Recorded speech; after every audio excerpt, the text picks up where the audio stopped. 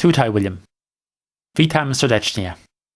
Witajcie na cotygodniowym podsumowaniu polskich wiadomości ze mną, William Murphy. It's been a particularly busy news week in Poland, with further developments concerning COVID-19, including the reopening of on-site schooling for the youngest pupils, some businesses, fearful of bankruptcy, reopening themselves in defiance of government restrictions, and a reported delay in vaccine deliveries. But there's been much else besides. The main news stories over the past week have included: Prime Minister Morawiecki warns against businesses reopening ahead of the easing of restrictions. Deputy Prime Minister Jacek Sasin is hospitalised with COVID-19 amid a temporary reduction in vaccine deliveries. Jerzy Brzęczek is sacked as the head coach of Poland's national soccer team. And quintuplets are born at a hospital in Poznań. This week, much focus in Poland has been on the economic pain suffered by businesses due to COVID-19 and the associated restrictions on economic activity. Many businesses are reported to have reopened on Monday in defiance of official restrictions, arguing they have no choice if they're to survive, as government compensation is inadequate. The authorities have warned that such actions risk worsening the virus, will lead to the imposition of fines on such businesses, and their exclusion from all benefits under the government's so-called anti-crisis shield. Responding to questions from reporters, Prime Minister Morawiecki urged businesses to comply with the rules, while the government spokesperson, Piotr Müller, said the restrictions were needed and that it is not that someone wanted to shut down a business out of spite. A slew of additional restrictions introduced after Christmas, including the closure of hotels, ski slopes and non-essential retail outlets, are due to remain in force at least until January 31st. Businesses in popular winter holiday destinations are particularly concerned, as they see their prime season ebbing away. Last Monday, schools reopened for the youngest pupils, those attending grades 1 to 3 of elementary education. The government said on Wednesday that over 541,000 people have so far been vaccinated against COVID-19. Health officials said there had been just 195 adverse reactions.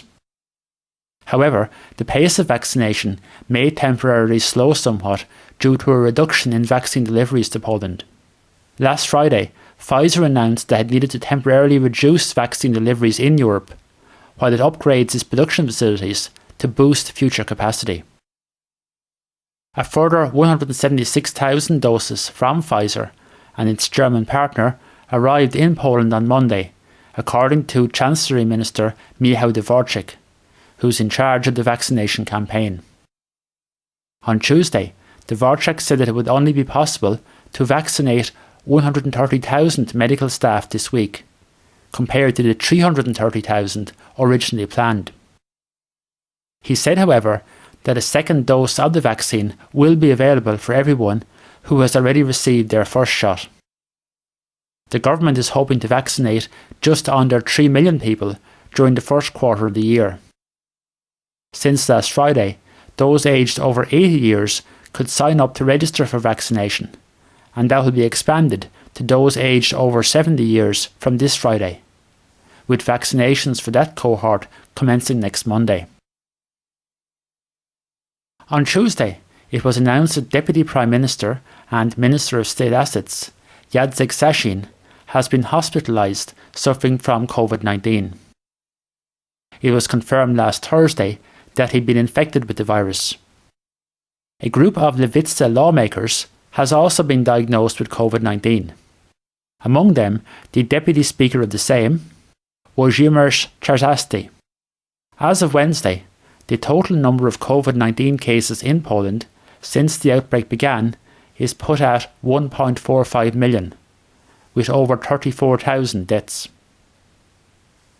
On Friday, it was reported that the Justice Ministry has drawn up a bill to defend online freedom of speech and to provide users with an appeal mechanism if their social media posts are removed. The bill would prohibit social media platforms from blocking users or taking down their content unless it violated Polish law.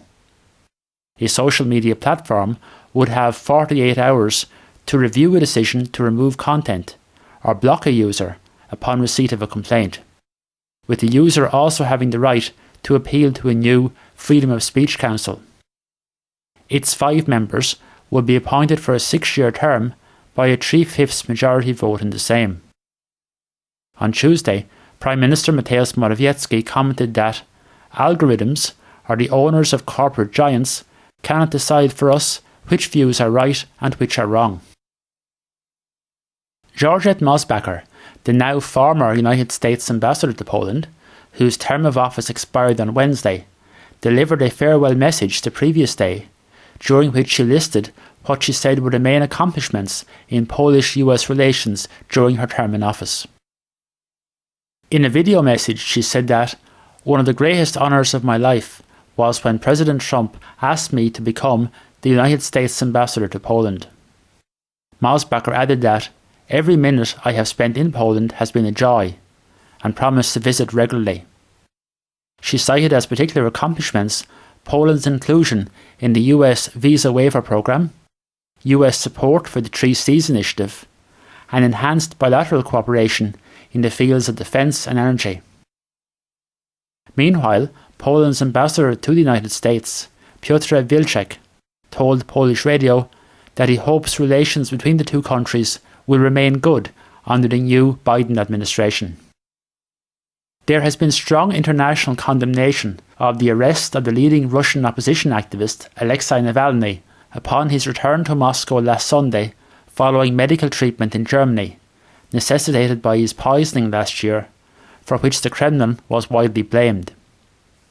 On Monday, he was remanded in custody for 30 days.